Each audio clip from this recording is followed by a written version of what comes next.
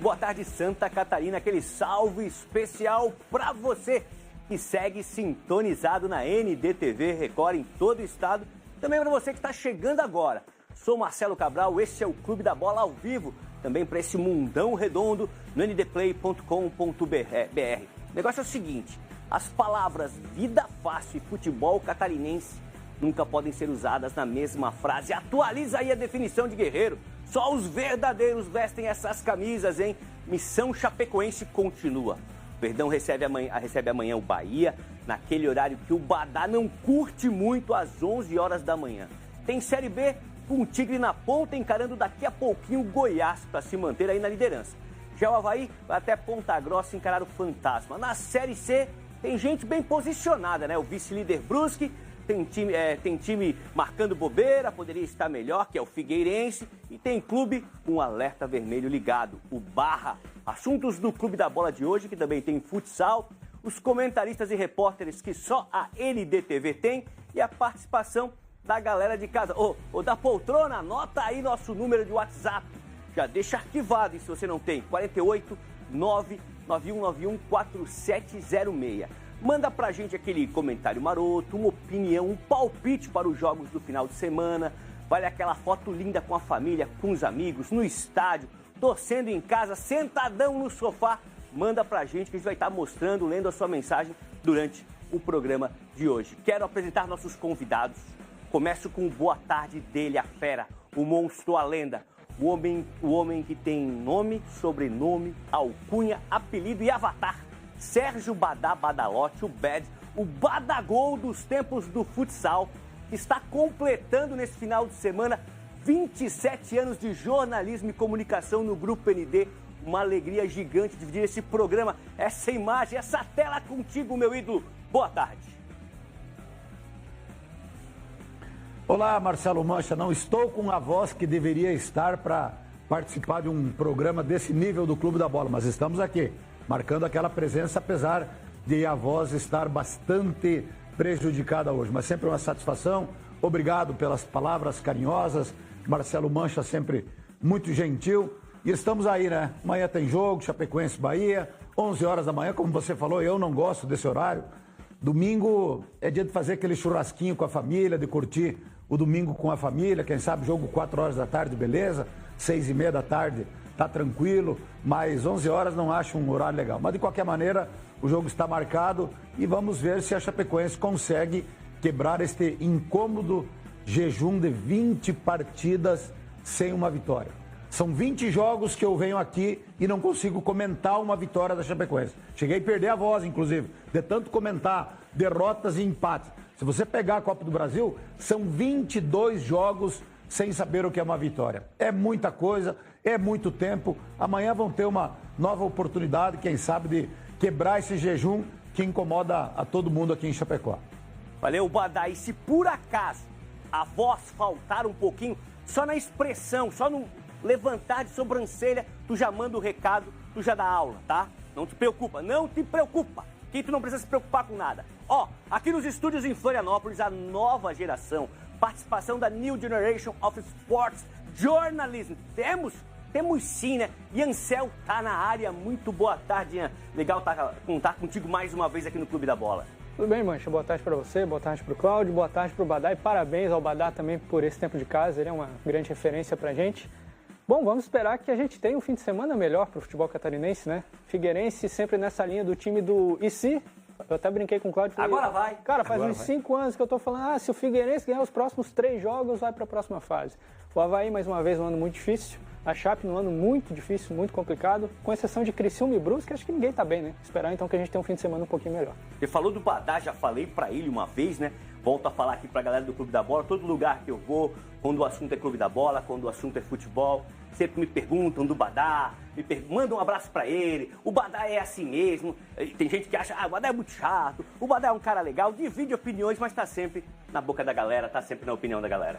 Grande referência nossa, né? Referência, esse é referência. O lobo alfa dessa matilha. É o lobo alfa dessa matilha. Dessa alcateia chamada Clube da Bola. E outro que é referência, completando aqui o nosso time também nos estúdios aqui em Florianópolis, doutor Cláudio Caticarte, de olho nas movimentações dos tribunais e dos gramados da vida. Muito boa tarde, Cláudio. Boa tarde, Mancha. Boa tarde ao Iancel, ao Badá. Parabéns ao Badá, 27 anos. Não começou ontem, né? Ah, tem história, né? Muita história. Ídolo demais, né? O que esse homem tem de sereno dá pra ele ser Nossa Senhora. Você no Atlântico. E um abraço a todos que estão nos acompanhando. Quando você falou nova geração pro Ian, já fiquei com medo que vinha, mas tá tudo certo. 51 anos aí, a gente tá junto. Vamos falar da dupla da capital, né? O Avaí joga amanhã de manhã, às 11 horas da manhã. Você gosta? Eu particularmente gosto. Eu gosto, depois libera a família, o domingo, né? Com a filha, com a esposa. Mas também se o time perde, o cara fica puto o resto do dia, né? Aí pro torcedor... Tem mais tempo pra ficar triste. Exatamente, mas pros atletas é complicado, né? E o Figueirense vai a Caxias, um jogo emblemático depois de 25 anos, aquele acesso, né? E precisando de 3 vitórias, para mim não tem outra situação e a gente tem muito para falar aqui. Legal, começar então falando o seguinte, na última segunda-feira a CBF anunciou mudanças nas regras do futebol brasileiro. Ao todo, serão 10 alterações que prometem diminuir o antigo, a cera, né? Já estão valendo já na próxima rodada do Campeonato Brasileiro. Dá só uma olhada. Anda, para, com tantas interferências, a média de tempo com a bola rolando no Brasileirão é de quase 53 minutos, num jogo que dura 90 minutos mais os acréscimos. A meta da CBF é aumentar para 1 hora. A receita para reduzir o tempo parado passa por 10 mudanças, que foram votadas e aprovadas por dirigentes das séries A e B nesta segunda-feira.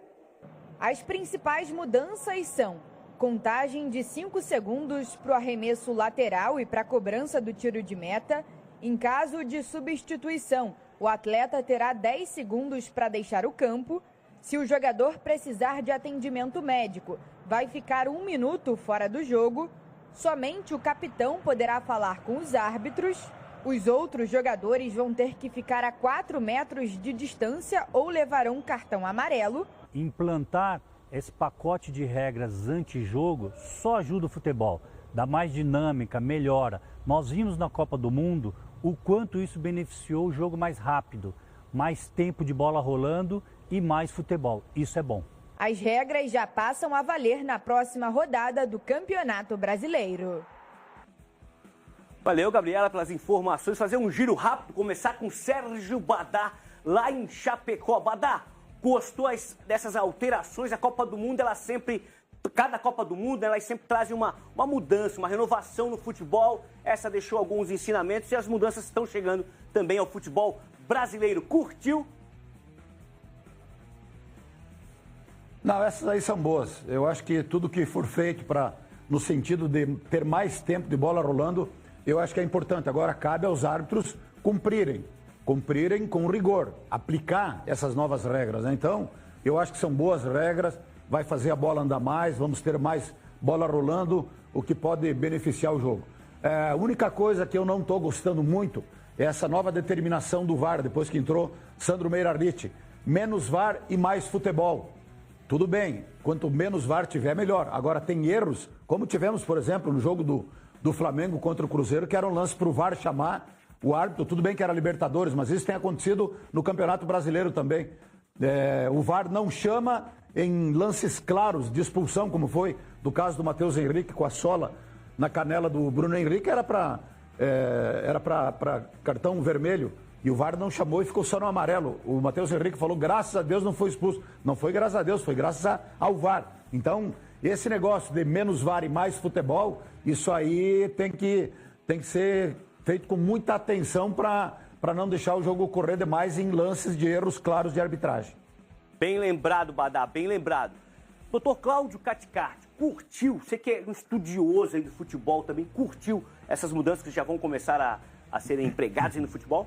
Eu curti demais, eu acho que foi importante demais essas alterações.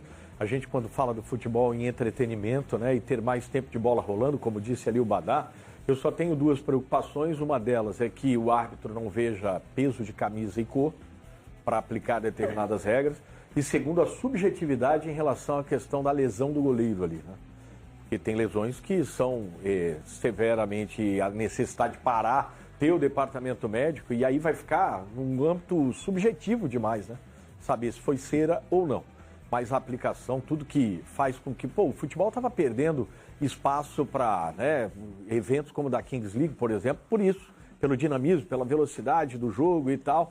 E, graças a Deus, vão acabar com essa famigerada cera, né? Tomara. Já falei aqui, já contei aqui no Clube da Bola, que eu já fui goleiro, né? Mentira. Já fui goleiro. Que é isso? Já fui goleiro, já fiz defesas, não tenho... época não tinha muita foto, não tinha muito vídeo. Mas... Não tem página.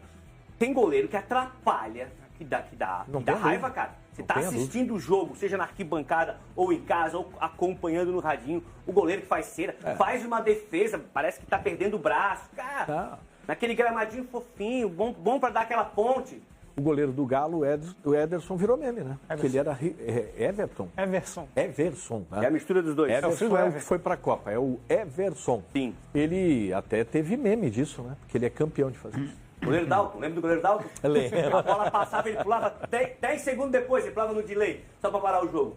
Terminamos essa rodada. E, Ansel, e quando é que a CBF, a FIFA, melhor dizendo, a FIFA, vai implementar a cobrança de lateral com o pé? Eu acho meio difícil. Com o pé? Acho meio difícil. Já pensou? Acho meio difícil. Já pensou as situações que seriam criadas? Não pode chutar direto pro gol, tem que ser 2 toques. Sim. Mas pode levantar na área, pode cruzar, pode virar essa bola. Não é futebol, não é fute na pé? Teoricamente sim, mas eu não gostaria dessa mudança. Já pensou, botar ali, ó, pá! Eu também não curto. A gente já está muito acostumado, acho que é uma mudança que eu não gostaria. É fazer um balanço sobre o que a CBF quer implementar, eu acho bastante positivo.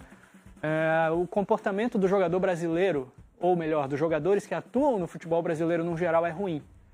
E a gente fala muito de árbitro, porque o árbitro isso, o árbitro picota jogo, o árbitro faz aquilo. Mas o comportamento dos jogadores, no geral, incomoda. É jogador tentando simular a lesão o tempo inteiro, é jogador fazendo bolinha, árbitro.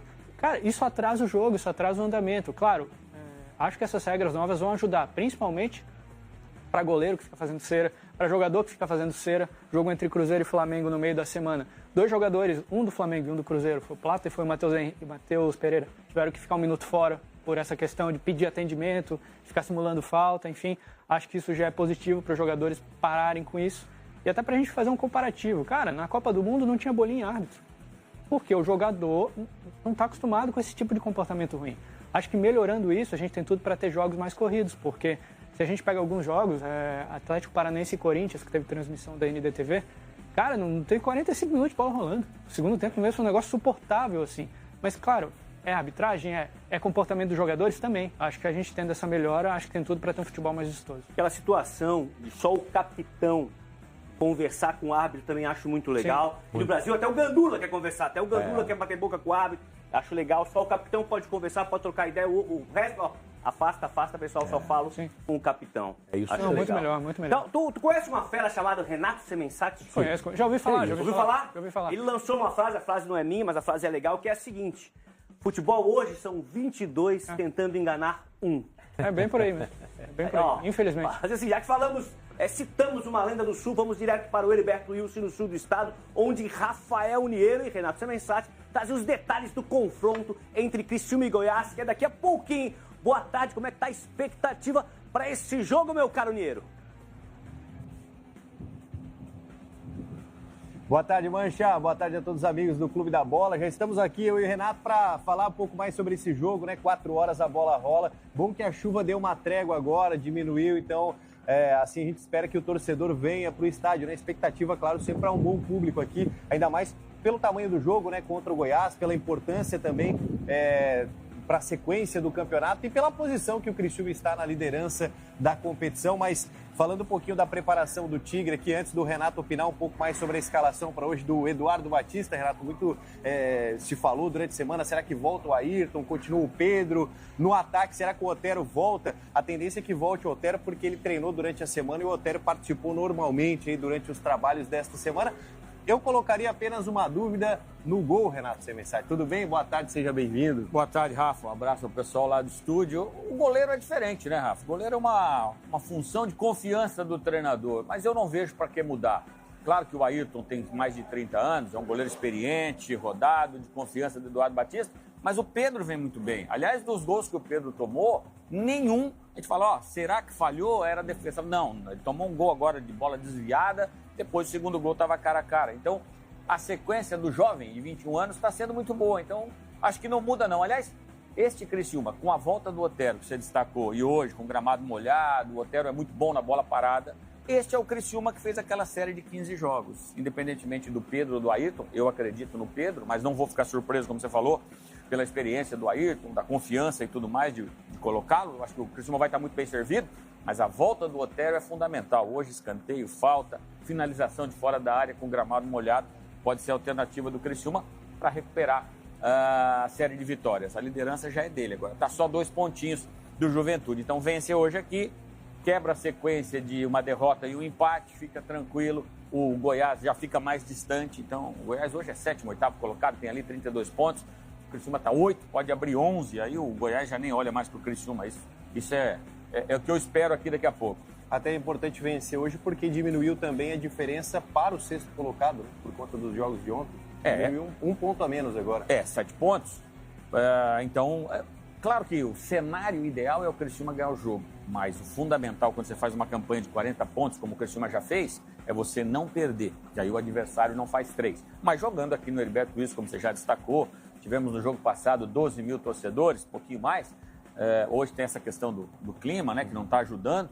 Mas eu acredito em público superior a 10 mil pessoas, empurrar o time. E é fundamental, né? Porque essa instabilidade em 38 rodadas, eu não vou dizer nem instabilidade, essa oscilação em 38 rodadas, ela é perfeitamente normal. Se tiver acontecendo com o Criciúma agora, nada melhor do que um jogo em casa para poder fazer a vitória, fazer as pazes com a vitória e chegar a 43 pontos. Você falou na quebra da sequência de invencibilidade do Criciúma e a gente vai trazer números agora e trazer uma reportagem falando sobre a sequência dos próximos jogos do Criciúma. O Criciúma da Série B é o único que não perdeu em casa ainda e você confere os detalhes agora. A maior sequência de invencibilidade da Série B foi quebrada. Será motivo para desespero? E aqui não tem desespero. Nós somos líder do campeonato, um time equilibrado. As últimas rodadas favoreceram o Criciúma. Apesar da equipe estar a 2 jogos sem vencer, o Tigre continua no topo da tabela. Porém, a distância para o Juventude, que é o 2º colocado, caiu de 5 para apenas 2 pontos. Apesar do tropeço para o Atlético, o discurso está alinhado. É foco e muito trabalho. Não vamos ficar lamentando as coisas que passaram, é focar agora no futuro. Sabemos que estamos na liderança ainda e precisamos trabalhar ainda mais. É trabalhar, né? De maneira nenhuma é para esquecer, a gente tem que guardar, ver onde a gente errou, ver o que a gente pode melhorar, né? E trabalhar para que a gente volte a vencer já no sábado em casa. E falando em jogos no Majestoso, o Criciúma terá uma boa sequência em seus domínios. Dos 9 próximos jogos, 6 deles serão no Heriberto Wilson. Goiás, Fortaleza, Cuiabá, Juventude, Operário e Avaí. 3 deles são candidatos diretos ao acesso. Mas levando em consideração o retrospecto nesta Série B, o Tigre não sofreu nenhuma derrota como mandante. Foram 10 jogos, 6 vitórias e 4 empates. Com a 4ª melhor campanha em casa, a equipe de Eduardo Batista é a única que permanece invicta. E o primeiro desafio desta sequência acontece neste sábado, às 4 da tarde. Um jogo extremamente difícil, porque sabemos da qualidade do Goiás. Claro que nós também temos a nossa, mas é uma equipe que eu acredito que vai brigar na parte de cima da tabela. Ano passado foi um exemplo disso. Contrataram bons jogadores. E, igual você falou, vai ter jogos de 6 pontos, vai ter duelos que vai ser bem difícil, mas a equipe que quer brigar, quer subir, não pode olhar o adversário, né?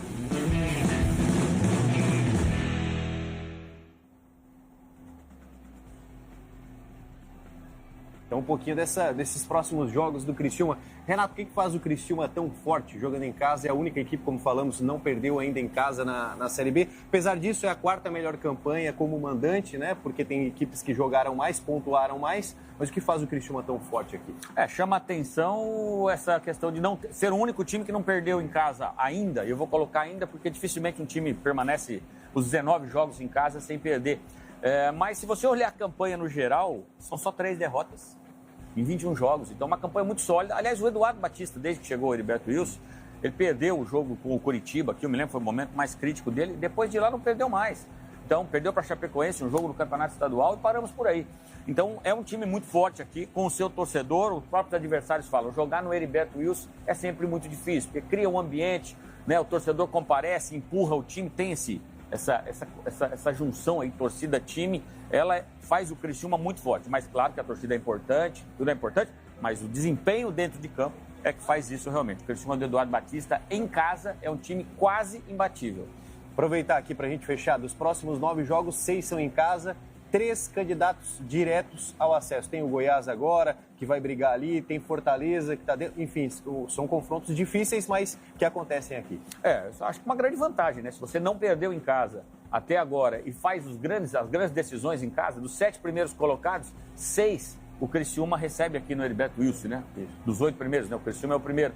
Então, isso mostra que está muito bem encaminhado. Agora, o jogo é jogado, né, Rafa? O Goiás é um adversário muito duro, vem aqui, o Goiás está tentando entrar no G6, vem numa campanha de recuperação. O Moza é um treinador muito bom, os seus times. Subiu 2 anos seguidos, né? Subiu com o Mirassol, subiu com o Coritiba e agora pegou o trabalho no Goiás. Então, não dá para fazer essa projeção de 9, você joga 6 em casa, eu vou fazer ponto aqui, ponto lá. Não, o adversário hoje é o Goiás. Então, tem que vencer o Goiás, depois você olha mais à frente na tabela. Mas que é uma tabela muito boa para quem não perde em casa, não tenha dúvida. Verdade. Daqui a pouquinho a gente volta para falar com o torcedor, Mancha. Os portões não abriram ainda, né? Abre a partir das 2 da tarde. Faltam então 9 minutos aqui para abrirem os portões aqui do estádio Heriberto Wilson. E a gente encerra aqui a nossa primeira participação. Fechou, Renato? Bom jogo. Valeu. E vamos acompanhar e falar mais aqui durante a nossa programação. É isso aí. Valeu, Mineiro, valeu, Renato. Que dupla, hein? Entrosamento forte aqui no Clube da Bola. Vamos fazer o seguinte, pode dar um giro aí falando sobre o time. Começa com o Ian Cel. Ian, me chamou a atenção o seguinte, 2 coisas. 9 jogos para encerrar essa participação do Criciúma, nessa primeira fase aí da Série B, 6 em casa. Isso me chamou a atenção. Daí ele falou, desses 6 jogos em casa, 3 são adversários que estão brigando para avançar. E fico triste quando eu vejo que o Avaí tá ali, mas não tá brigando para avançar. De certa forma, também era um pouco esperado, né, Mancha? Pelo cenário financeiro do Avaí, depois de 2 anos devendo salário direto, jogadores cobrando, enfim, já era esperado que o Avaí fosse fazer uma campanha, até pelo elenco que montou, e é um elenco que foi se modificando muito ao longo dos meses. O nosso Pedro Grisa, do Jornal Impresso, do Jornal ND, fez uma Grande Pedrinho, fez uma reportagem sobre o número de saídas do Avaí. Só esse ano foram 14 saídas, são praticamente 2 jogadores por mês. Então, eu sempre digo, o trabalho do treinador antigo, do Cauã de Almeida, foi muito afetado por esse contexto. Assim como o Alan Al, nesse começo, está tendo dificuldades também por ter um elenco mais enxuto, embora tenham chegado algumas peças agora. Mas era o esperado. Infelizmente, era o esperado. O Avaí até começou ganhando, enfim, 2 jogos seguidos, aí empatou mais 2, a galera, acho que de repente dá para... Eu ainda falei na época, olha, calma, que é um campeonato longo, é um campeonato de 38 rodadas, onde certamente o Avaí ia ter dificuldades por essa questão, de ter um elenco curto, por ter um elenco de nível abaixo até de uma Série B, mas que vai ter que brigar e vai ter que vencer muito agora nessa reta final para não cair para a Série C. Seria terrível aqui para a capital ter mais um time na Série C no ano que vem. E não dá para dizer que não é uma vantagem 9 jogos para acabar, 6 em casa. Não, sem dúvida, sem dúvida. O Criciúma tem esse elenco que o Avaí não tem um trabalho longevo já do técnico Eduardo Batista, faz um excelente trabalho no Criciúma. E ter esses 6 jogos em casa, se você faz as contas hoje, o Criciúma está na faixa ali dos 40 pontos, você ganha esses 6 jogos em casa, você faz mais 18, falta muito pouco ali para chegar naquela nota de corte de 62, 63. Claro, esse ano muda um pouquinho a Série B pela questão de os 2 primeiros sobem. Depois do terceiro até o sexto vão jogar aquele playoff. Mas você ganhando esses jogos em casa e perdendo pouco, como o Criciúma perde principalmente, acho que tem tudo para conseguir esse acesso. Quem sabe até entre primeiro e segundo, por que não bater campeão, né? Legal. Mancha, só uma pequena correção, é que faltam 17 jogos. Os próximos 9 jogos, 6 são em casa. O Criciúma vai fazer 6 em certo, casa. Dos próximos 9, tá certo. Aproveitar que você já está me corrigindo, me ajuda aqui. Apareceu ali na matéria, dando entrevista ali na sala de imprensa, foi o Felipe Matheus? Felipe Matheus. Que é um jogador que, se eu não me engano, já vestiu as cores do Figueira. Que jogador é esse? Jogou aqui no Figueirense em 2019, tá em muita falta. Tá fazendo falta? Eita. A qualidade do Felipe Matheus tá doido. Um dos maiores da história do Criciúma, né? Acho que dá pra se dizer. Tá desde 2021 no Criciúma e jogou aqui no Figueirense em 2019. Faz falta. Faz muita. Qualidade. pode jogar como meia, como segundo volante, muito bom jogador. Legal. Vou fazer o seguinte, vamos lá, agora lá pro oeste do estado, fazer uma perguntinha, fazer um giro ainda sobre o Criciúma, terminar com o Badá, que eu quero perguntar pro Badá, que é um grande conhecedor do futebol, Eduardo Baptista, Badá. Chegou sorridente. Daí teve uma fase ali que na imagem não dava tantos sorrisos, não mostrava tantos dentes, mas está fazendo, sem dúvida, um bom trabalho. Ainda falta muita bola para rodar, mas no momento o Criciúma está bem liderando a Série B. Não, tá muito bem, né? O Criciúma, até esse momento, é candidatíssimo, eu diria até favorito para ficar com a primeira ou a segunda vaga, quem sabe até com a primeira. A Série B é um campeonato de regularidade, não pode oscilar muito. E o Criciúma tem oscilado muito pouco. Não vai ganhar todas, não vai ficar o campeonato inteiro sem perder, perdeu pro Atlético por 2-0, mas eu acho que é normal. Lá em casa o Atlético tem força, né? Mas é um time de muita regularidade, o time encaixado, jogando com 3 zagueiros, forte na marcação, jogadores experientes. Então, é uma sequência de trabalho, é continuidade, como diria Gilmar Dalpozo. Isso é importante, né? Manteve o elenco que quase subiu ano passado, reforçou com algumas peças, manteve o treinador, mesma filosofia de trabalho, mesmo esquema de jogo. Então, é regularidade. E o Criciúma tem sido muito regular. Por isso que eu acho que o Criciúma é grande candidato, diria até favorito, para ficar com a primeira ou segunda vaga e nos representar. Vamos passar a bandeira de Santa Catarina para o Criciúma. Vamos passar a bandeira, barriga verde, Chapecoense cai, Criciúma sobe e aí nós teremos o Tigre como nosso representante na elite do futebol nacional o ano que vem. Legal, o Badá fica com a gente porque amanhã a Chapecoense recebe o Bahia na Arena Condá. A gente já falou que esse jogo é às 11 horas da manhã. E o Florão tem as informações pra gente aí da semana da Chape. Fala, Florão! Oi, Manchão, um abraço para você, um abraço ao pessoal ligado com a gente no Clube da Bola. É amanhã às 11 horas, o encontro marcado da Chapecoense contra o Bahia, diante do torcedor e tentando voltar a vencer na competição, voltar a vencer no Campeonato Brasileiro. Um jejum já de 20 partidas sem vitória, é o maior jejum vivido dentro dessa competição. E a Chape, é claro, quer acabar com esse jejum, é o foco, inclusive, do técnico Rafael Lacerda. Ele falou na entrevista coletiva que ele concedeu nesse pré-jogo, justamente sobre isso. Ele quer fazer a Chapecoense voltar a vencer. Não está preocupado com o longo prazo, acredita na permanência, mas ele quer mesmo que a Chapecoense volte a vencer. A gente separou um trechinho do que disse o Rafael Lacerda. Eu, como comandante, como estou vendo, na minha visão, respeitando as outras, que a equipe vem evoluindo nas partidas, as derrotas vão começar a aparecer. As vitórias vão começar. As vitórias vão começar a acontecer porque as vitórias começam a vir nos pequenos detalhes, né? Os pequenos detalhes. Só que assim, a gente não pode ficar vendendo isso. Vai acontecer em determinado momento. Cara, tem que ser para amanhã. Uma semana de muitas reflexões, porque às vezes não adianta cobrar só o atleta. Será que se nós como comissão, será que se eu como treinador não for um treinador melhor? Será que o preparador físico como não for um preparador físico melhor? Será que o treinador da bola parada não for um treinador melhor? Será que o meu auxiliar não me auxiliar de uma forma melhor? Será que se os analistas não entregarem mais conteúdo sobre os adversários, será que o time não vai evoluir? Então é isso que a gente está tentando fazer. Porque eu te falar dos jogadores aqui, eu vou estar chovendo no molhado. O meu objetivo é a permanência, o meu objetivo enquanto tiver qualquer porcentagem, eu sei que saem várias pesquisas que eu pouco assisto, enquanto existir esperança, tu tem que continuar lutando. O objetivo é esse. Agora, o que é o meu? É ganhar do Bahia. Eu não sei, o treinador não existe contrato, o treinador não existe esse negócio de 2 anos de contrato, 1 ano, 3 anos. O contrato do treinador é o próximo jogo. O Verdão, que deve ter mudanças para esse jogo, uma delas é certa, né? Max Alves, que teve aquele trauma nas costelas, está fora desse jogo. O atacante Bolassi também segue em observação, ainda não está recuperado.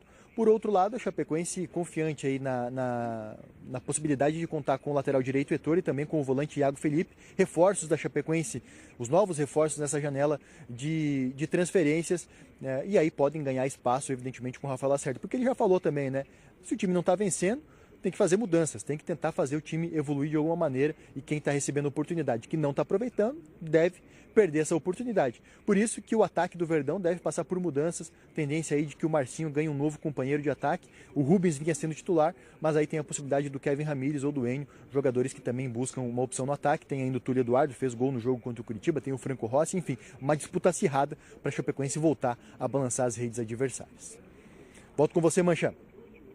Valeu, Florão, pelas informações. Vamos voltar para o Oeste conversar com o Badá. Eu tenho uma pergunta dupla para Sérgio Badá. Primeira pergunta é o seguinte, Badá. O técnico Rafael Lacerda falou, né? Enquanto tivermos esperança, não podemos entregar, né? Eu completo. Não podemos se entregar para os homens de jeito nenhum. O discurso dele não pode ser diferente, né?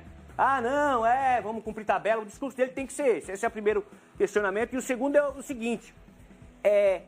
A Chapecoense apresentou alguns reforços. Como é que a imprensa recebeu isso? Isso é hora? Adianta trazer o cara agora? Como é que foi a chegada desse pessoal aí do Oeste? Vamos lá pela ordem. Eu sou um que não acredito em permanência. Infelizmente, não adianta.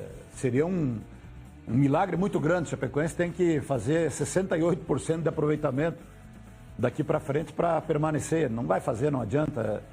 Então, para mim, o rebaixamento está consumado. Agora, internamente, o discurso é esse aí do Rafael Lacerda. Eles ainda internamente, comissão técnica, jogadores, a diretoria, vamos combinar, acho que meio que já jogou a toalha também. Mas comissão técnica, jogadores, eles continuam com o discurso, né, de que ainda é possível.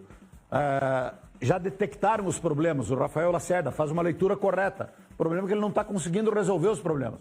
Ele detecta o problema, mas não consegue resolver. Uma hora é gol de bola parada, outra hora a defesa fica assistindo o adversário jogar. Às vezes o time é apático em campo, coisa que é inadmissível para quem está disputando uma Série A.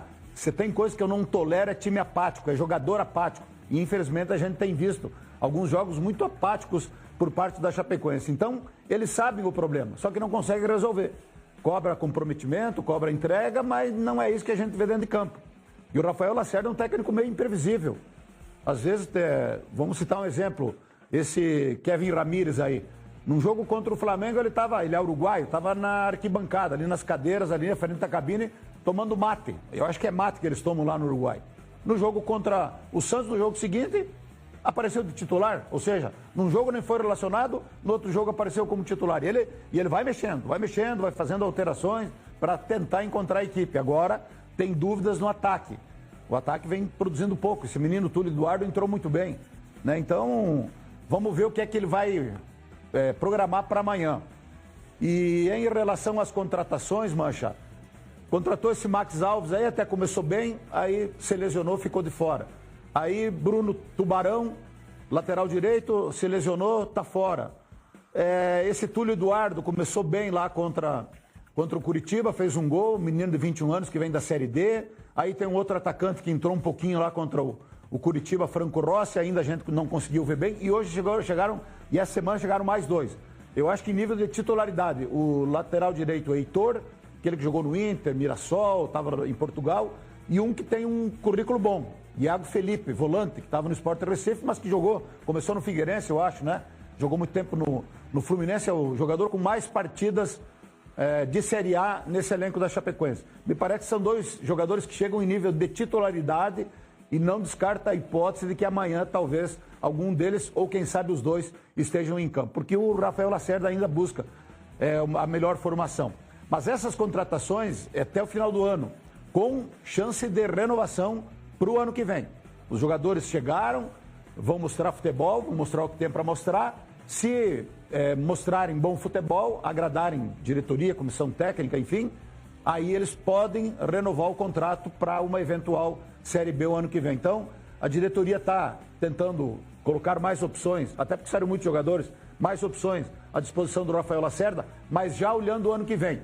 Jogadores que possam estar dentro do orçamento da Chapecoense na Série B. Então, a diretoria não afirma isso categoricamente, mas dá para notar que os movimentos já é no sentido de formar uma base para disputar a Série B no ano que vem. Legal, Badá. Badá, não sou um especialista, mas fico conferir aqui, você está certíssimo. O chimarrão no Uruguai é conhecido apenas como mate. Sabe tudo, né? De futebol, de chimarrão, sabe demais. Olha só, o Badá citou ali o jogador. Vamos conhecer então um pouco, né, da trajetória do atacante Túlio Eduardo da Chapecoense. O camisa 9 está vivendo a realização de um sonho vestindo a camisa das cores do Verdão do Oeste. Dá uma olhada. O Túlio Eduardo ainda está tentando se acostumar com as mudanças que passou recentemente. Da Série D para um gol no Brasileirão. Tudo isso em pouco tempo. Eu ainda estou me habituando a tudo isso, a essa realidade, né?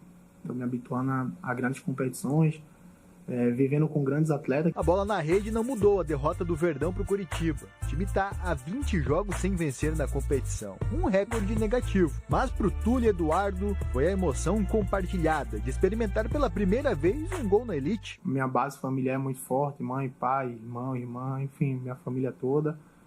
Em especial minha esposa também, porque independente da situação que a gente tava, ela estava firme comigo, sabe?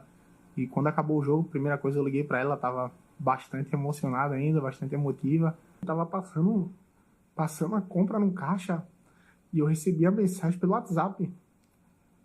Chegou a notificação. Caramba, olhei no celular e me assustei, tomei um susto e mostrei para minha esposa, dando um grito quando a gente tava fazendo compra, né, no supermercado. E aí todo mundo olhou pra gente, olhou fixo pra gente. E minha esposa falou, não toca que pode ser um golpe, não toca, cara. E a gente vai pro carro e antes de eu abrir a mensagem, antes de ler a mensagem realmente, eu falei pra minha esposa assim, espero que realmente seja. E se for, não tem um momento melhor pra que as coisas aconteçam, porque, sendo bem honesto, a gente não tava morando de favor, né, na casa dos outros, na casa do pai da minha esposa. E ele parece ter tudo a ver com o clube. A começar pela comemoração. Tem muita gente que acredita que a flecha é ancestralidade, tem muita gente que leva para religião, tem muita gente que leva pela coragem. O novo Camisa 9 trouxe junto na bagagem o foco e a determinação de quem sabe que aqui na Chapecoense ele pode aproveitar a oportunidade de evoluir ainda mais na carreira. Tenho muito que aprender, tenho muito ainda que passar no futebol, só tenho 21 anos. Meu maior pensamento é usufruir da Chapecoense, tudo que ela tem para me oferecer. E o Túlio aproveitou, focado em crescer, a força do guerreiro, que tem fome, para tornar o destino de gols inevitável. Legal demais a história e sucesso pro Túlio Eduardo. Hora do palpite Sicredi aqui, Chapecoense e Bahia, o palpite dos comentaristas do Clube da Bola. Você pode mandar o seu palpite também. Vamos lá. Eu fui de 1-0, né? Vitória, só um golzinho ali, mas tem que vencer. 3 pontos. O Cláudio Caticati não quer emoção lá no Oeste, não. Não quer alegria no Oeste, melhor dizendo. 1-1. Mesmo palpite do Cacá Oliveira, 1-1. Renato Semensati também foi no 1-1. Eu juro que eu não sabia o palpite do meu ídolo ali, Sérgio Badá, mas estamos parecidos, estamos iguais, 1-0 para Sérgio Badá também. E a Drica não quer festa no Oeste do estado, vai de 2-1 para o Bahia. Foi a única que optou aqui, palpitou, melhor dizendo, uma vitória da equipe baiana. Por que o empate, Claudio? Porque eu acho que a equipe do Bahia, lógico, tem um elenco, né, mais forte, aí o Grupo City por trás, o trabalho do Rogério Ceni é um pouco oscilante, mas sempre é uma equipe que joga fora de casa de forma muito forte. O Chapecoense continua com problema de competitividade, é uma equipe que, inclusive, a diretoria já está montando o elenco, já pensando na Série B, né, com os jogadores que está trazendo, e acho que está certo, mesmo que faça um contrato até o final do ano, como disse o Badá, né, até para não deixar o jogador já confortável com o contrato do ano que vem, mas o jogador indo bem permanece e acaba já começando um trabalho que tem que fazer mesmo, né, que é de pensar já na possibilidade do acesso do ano que vem. E, claro, terminar esse ano na Série A sem, vamos dizer assim, sem colocar mais mancha, né, no nome da Chapecoense e tentar, né, que não aconteça mais nenhum desastre, vamos dizer assim, goleadas, e tentar ultrapassar a pontuação da pior campanha 2021. Esse é o objetivo da Chapecoense e assim tem que ser mesmo. Pra gente não terminar esse bloco sem a opinião do Ian, o Badá falou o seguinte, o Badá não ficou em cima do muro. Olha, acho que vai acontecer o seguinte, o Criciúma tá bem, vai subir, o Chapecoense não vai conseguir se reerguer ali, né, escapar do rebaixamento, vai descer. Você acredita nisso? Sim. A Chapecoense, infelizmente, já foi. Seria utopia a gente dizer que a Chape vai fazer 68% de aproveitamento, vai fazer 35 pontos nessa reta final do Brasileirão, a gente vai para a 24ª rodada. A Chape vai fazer 35 pontos e vai escapar. Utopia.